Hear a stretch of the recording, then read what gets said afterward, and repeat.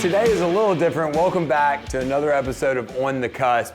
I'm on my own today, so we'll see how that goes. Dave is in a duck blind somewhere, but we have a very special guest, Brant Anderson. Man, thank you so much for coming on with me. Thanks for having me. I've wanted and been a huge fan of Provenance, and I've wanted to hear this story for a long time. And I was asking a lot of people I know, hey man, who can I talk about the beginning of Provenance and the idea stages of Provenance? And man, your name kept coming up. I said, okay, well, how do we make this happen? So thank you so much. I'm excited for this today. I am as well. It's awesome. It's nice to think about these things again. Man, this is really cool. So just to give you kind of background on me, I grew up in Shreveport, and I tell people I was always the kid at Captain Shreve High School that while all the other kids were talking about how they couldn't wait to leave Shreveport and all this, it would make me so mad. I wanted to come back and fight to make it what we wanted it to be and what I knew it could be. So, and I've done that as an adult. And so I'm very interested in the things, especially cultural things, that I've seen shift Shreveport over my life. And Provenance is definitely one of those. And it's amazing to see what it's done to the Southern Loop. I remember when they cut Southern Loop through that land then and all those things. And Southern Trace seemed like it was out in the middle of nowhere. And now that area's right in the middle. So in Shreveport, I think we as citizens have a lot of times just think things that just popped up. It's just there. Provenance is just there. It just happened one day. But I think as businessmen, we know that's not the case. Can you tell me, where was the initial idea? Why Provenance? Why out there? How did that happen? Well, we need to go back a few years. Okay. Back to 2001. All right. My cousin Cole and I were in Baton Rouge, and we'd been asked by a group to look at a large tract of land right off of Bluebonnet that was for sale.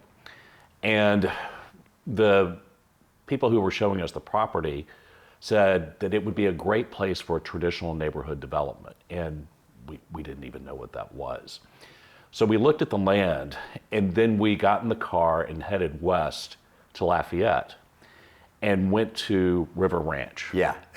You're familiar with it. Yes, and that's a special place. I could imagine some light bulbs went off there. Yeah. We had no idea that it was there.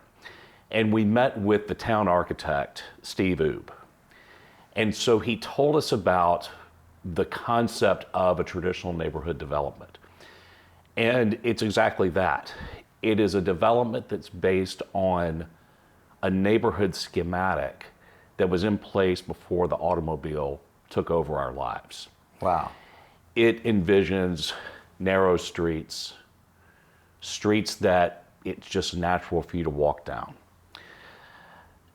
A housing scheme where you have a town center, if you will, that has retail, it has workspace, and then you have very high density in the center. Apartments, townhomes, and then as you grow out from the town center, it starts to get less dense. Larger homes, larger lots. Another element of T&Ds is green space. We wanted to ensure that every home was within a 3-minute walk of a green space. And so all of this was shown to us at River Ranch, and Cole and I are walking around pretty amazed at what we saw. And then we started thinking back to the land that we had just seen in Baton Rouge, and we looked at each other and we said, if we're going to do this, let's do it in Shreveport.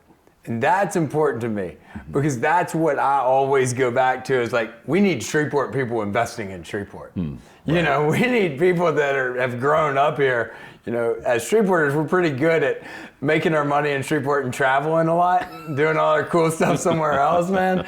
I'm always on people to hey, we got to do cool things that we want in our own backyard. So I love that. Yeah, it was important to us to bring this concept to Shreveport because we had a lot of confidence and a lot of faith in the community. We also grew to have a lot of confidence in Steve Oob. And he actually became our town architect. And, as we were, our first job was to convince our family that this was going to be something worthwhile for us to do. That can be tough. It can be tough, especially when your two sons telling their dads about a brand new concept that you want to bring to this. Concept. Pretty big, pretty involved, Yeah. Risky. But they got on board with us. And then because this real estate development is not our primary focus in our business, we knew we needed to get involved with someone local who knew about development, who knew about concepts that we had never heard of, such as cutting the road, getting all these permits. We were already in partnership with David Alexander and Vintage. We'd been in partnership with them for a number of projects for a couple of years. And David was the natural choice to partner with. And so that partnership occurred. Then the next part of it was to get investors. We also hired an executive director at the time, Stephanie Edmonston. Okay. She came on and helped us develop the whole concept of what this was going to be. So we had to come up with things like a name. We're pretty right-brained up in that office, so we knew we needed to talk to someone who would help us. So we talked to and hired a good friend of mine, actually, Francesca Benton, now Francesca Benton Moreland of the Williams Creative Group. Yeah. And through her, we came up with the name Provenance and the logo that went with it. And I can't remember the other names that they floated, but when she turned the page and showed us Provenance, we all looked at each other and said, "This is it. Yeah. This is it." Yeah, I mean, okay, so that's the beginning. Yeah. When you go to Provenance now and you pull in and the bank's there and the restaurants are there and there's people walking everywhere, is that the vision come to life? It's the vision and more. Really? Yeah. We wanted a place where people could walk, a place where people could walk out of their homes and be a 3-minute walk away from a park, maybe a 5-minute walk to a restaurant, a bank, a veterinary clinic. All of those were concepts that we were really hopeful about. And another thing that was really important to us, and again, we didn't invent this. This is what we learned as we learned more about traditional neighborhood developments. Is there were absolutely no gates, and there was no perimeter fencing either. It was an open traditional neighborhood like you would see, say, in the 1800s, where people could naturally walk. We actually encourage on-street parking. Yes, I'm always kind of surprised about it. Yeah. Well, think because that's so anti-Shreveport. It's anti-Shreveport. It's anti a lot of places. I mean, I have a festival in Betty, Virginia Park, and man, you'd think I was parking 18-wheelers in people's yards. Right. Because I'm having cars parking in front of their houses. Yeah, and people are like, what are you doing here? Yeah. This is my... Well, think about this, and this is something that Steve Oob taught us, is he was teaching us about what a traditional neighborhood development is. Let's say that you, and this is an example he gave us. Let's say that you and I are driving in the car, and we're driving down Uri Drive, 4-lane road, and you see someone walking down the street. It kind of catches, like, I wonder whether are they okay? Yeah. I wonder what's wrong with them. Versus if you see someone walking in Provenance, it seems very natural. What the cars do, what the on-street parking does, is drivers naturally slow down. So it makes it safe for people to walk. The streets are narrow, again, to encourage people to drive slowly. And there are no cul-de-sacs because we want the neighborhood to be connected. You want it to flow. Exactly. That's really, really awesome. Okay, so to me, like, you have this neighborhood that has made a huge cultural difference in at least South Shreveport, if not all of Shreveport. You have a Brookshire's coming in. You have a shopping center, across the street that's full of retail that would have never been, that was not out there. I mean, I worked with a client of mine, Windrush, that's right there to get the first blue sign put on the interstate there. And I mean, that was only 6 or 7 years ago, and I was begging the guy, and he was like, well, you only have one thing to put on it. And now that sign's full, I think all that comes. So when you're working on this project, we're all business guys, and making money, you can't do anything if it's losing money. So you gotta make money. But this feels so important. Was that in the room? Was that feeling in the room in those years that you knew you were doing something that would affect the lives and the way of living of Shreveport? Like you said, of course, we wanted to make it profitable. Right. There's no Well, it sense doesn't in exist if it's losing money. Exactly. But it was important for us to do something for the community, and that's why the charrette became, I would say, the foundation of what is now Provenance. And that occurred in the fall of 2003. Okay.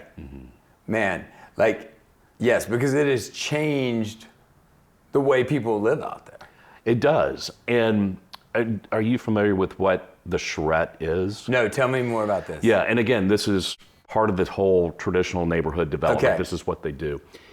The charrette is a 5-day event that is held between the developers and different stakeholders in the community, including real estate agents and brokers, local government officials, school board, different types of businesses, the restaurant association, the what's it called? I can't remember, the tourism bureau here. Yeah, Shreveport Brochure Tourism Convention, something like that. Yeah. So what we did is this was held over a series of 5 days, and Steve Oob and his team of architects would attend the charrette during the day, and they would hear what people wanted, what real estate brokers thought was important, what business owners thought was important. And then they would take the comments and then go back into a separate room and overnight start creating the master plan for Provenance. So the master plan was done as a result of the specific desires and needs of the Shreveport community. And I'll never forget something that Steve Oob said on the very first night of the charrette when we were introducing it, when people no one knew what it was. Right. We were still learning what it was. What you were doing. Yeah. But Steve Oob said something, and here, this is a native, this guy's from Lafayette, born and raised.